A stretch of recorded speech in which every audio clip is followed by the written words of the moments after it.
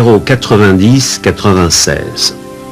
Square municipal, aménagé en 1979-1980.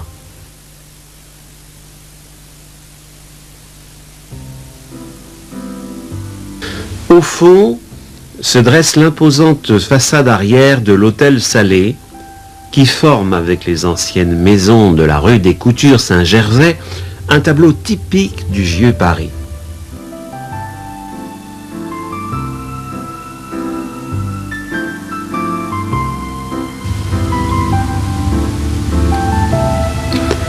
Au XVIIIe siècle, les écuries de l'hôtel Salé avaient été bâties à cet emplacement. Au numéro 90 était établi le célèbre jeu de paume des Marais, construit vers 1603. Il a abrité, à partir de 1634, le théâtre du Marais.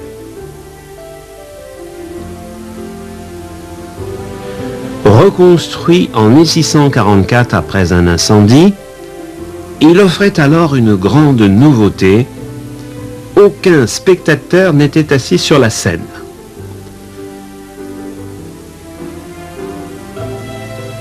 Les plus grandes créations de Corneille, dont le Cid, en janvier 1637, y ont vu le jour, et l'amuseur Jodelet en a été l'un des héros. En 1662, Louis XIV rend visite au théâtre. Puis, en 1673, la troupe fusionne avec celle de Molière et quitte le Marais pour la rive gauche. Numéro 100-104. Hôtel de Lauzon. Construit par le maître maçon Jean Thiriot en 1620 pour Denise Godard, l'hôtel passe en 1626 à son gendre Jean de Lauzon, président au Grand Conseil et numismate réputé. En 1640, l'hôtel est vendu à Dominique de Ferrari, dont la famille reste propriétaire jusqu'en 1741. Ferrari réduit le jardin qui s'étendait auparavant jusqu'à la rue de Torigny et couvrait les numéros 9 et 11 de cette voie. Devenu propriétaire de la demeure, depuis longtemps mise en location, l'État y établit en 1938 une annexe du lycée Victor Hugo.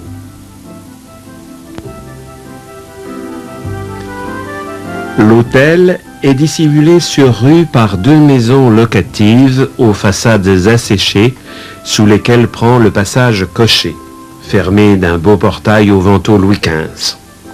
La cour est entourée de façades Louis XIII en briques feintes et harpes en pierre.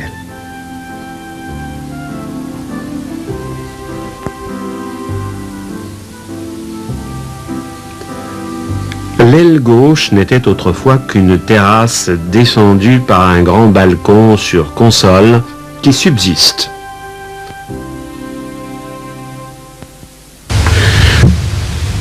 Numéro 101. Le premier étage de cette maison offre de gracieux garde-corps Louis XV en forme de coquille en fer forgé.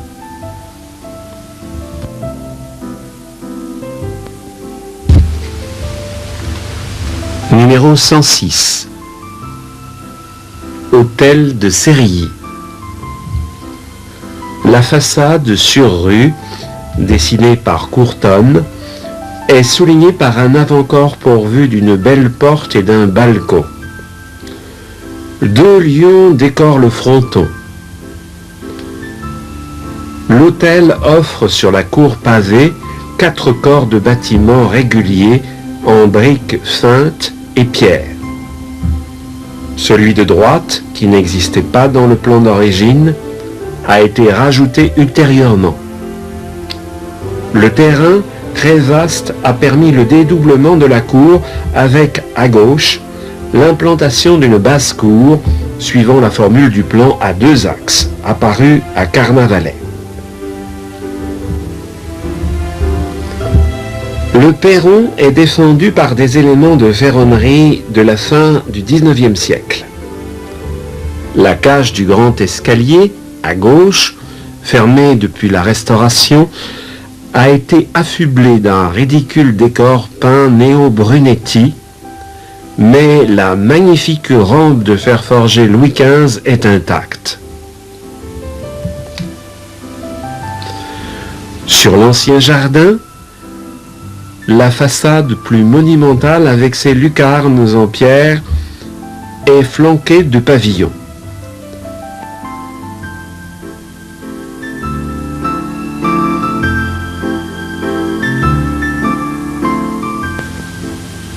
Le numéro 108 est un immeuble de rapport de 1894 à l'emplacement de l'hôtel d'Épernon, construit sans doute par Jean Thiriot en 1621 et qui avait appartenu de 1704 à 1795 à l'Hôtel-Dieu.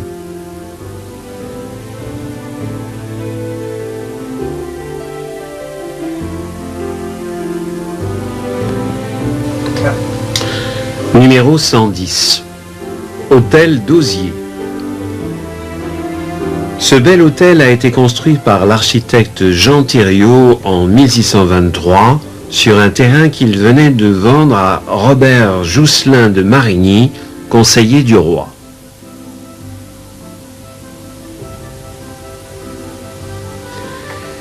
La façade sur rue, surélevée, possède des encadrements de fenêtres en harpe et porte de beaux appuis Louis XV. La porte cochère, refaite par Quériot de 1731 à 1733, est une petite merveille.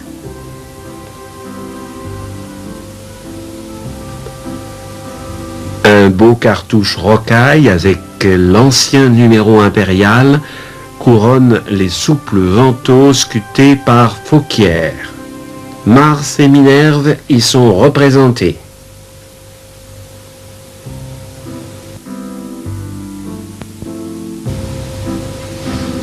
La cour, encadrée de deux ailes élevées sur arcades qui renfermaient à droite les remises, conduit au corps de logis du fond, dont les deux étages d'origine sont sommés de lucarnes à frontons. Les façades ont souffert d'un ravalement épouvantable qui masque le décor de briques et de pierre. Le pavillon de gauche, qui abritait l'escalier d'origine à 4 noyaux, accueille désormais celui refait par Quériot, muni de sa superbe rampe Louis XV au chiffre B pour berçant, dû au serrurier François Lesguillier.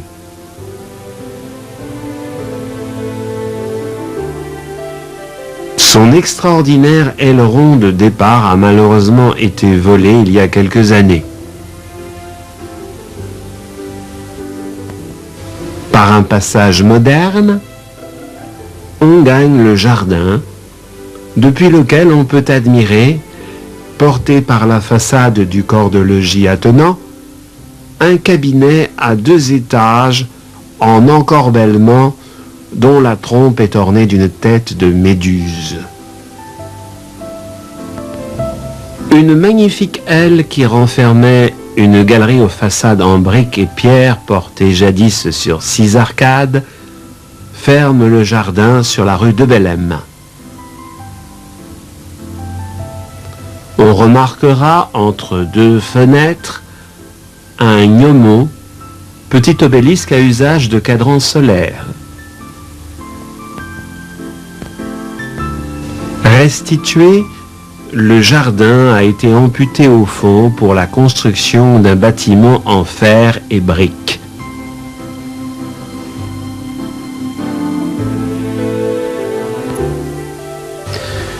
Numéro 117.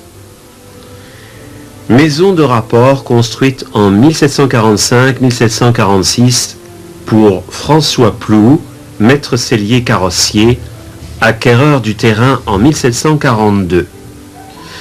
Cet immeuble de rapport du XVIIIe siècle communique avec le 6 de la rue de Saint-Onge. Ce terrain était occupé par un ancien jeu de boules. La partie sur la rue de Saint-Onge, reconstruite après 1831, est ornée sur la cour d'un fronton. Elle renferme une étonnante salle sur 3 niveaux, tout en bois, qui passe à tort pour avoir été un théâtre directoire. Il a été redécouvert en 1967. Il s'agissait en réalité d'entrepôts, magasins et ateliers à galerie circulaire d'un fabricant de casques militaires, Antoine Dida.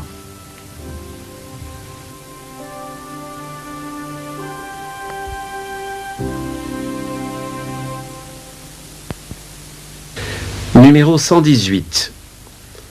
Maison du XVIIe siècle dont les 3 travées sont rythmées par un jeu de mouluration et de pilastres carrés d'un dessin rare sinon unique pour l'époque. Le dernier étage, rajouté au XIXe siècle, est défendu par une grille de fer forgé style Louis XIV.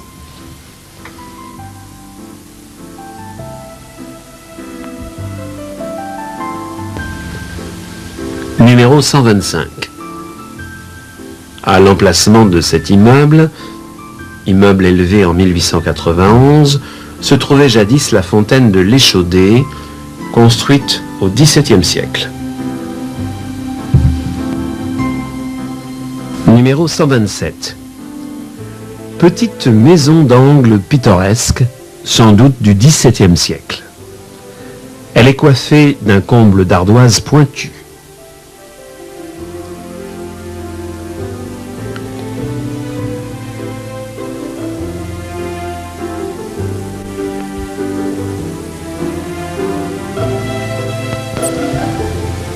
Au numéro 132, cette maison d'angle a été construite en 1707 pour Nicolas de Launay, secrétaire du roi.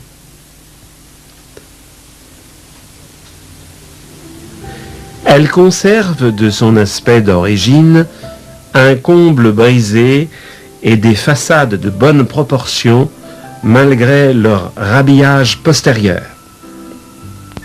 La parcelle étant très étroite, l'architecte a placé la cour de la maison sur la rue, disposition rare au XVIIIe siècle.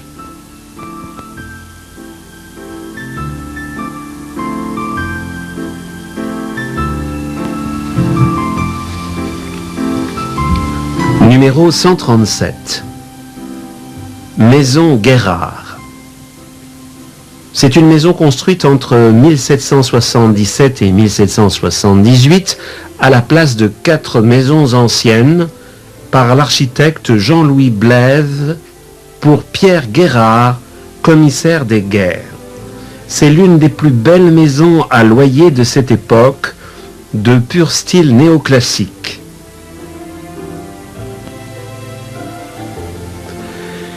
Elle offre de hautes façades en pierre ornées de refends au rez-de-chaussée et à l'entresol.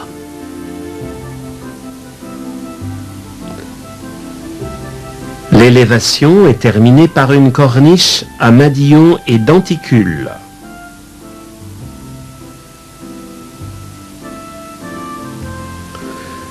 Les fenêtres du premier étage sont sommées de corniches sur console et de bas-reliefs moulés dus au sculpteur d'Hollande et représentant les 5 sens.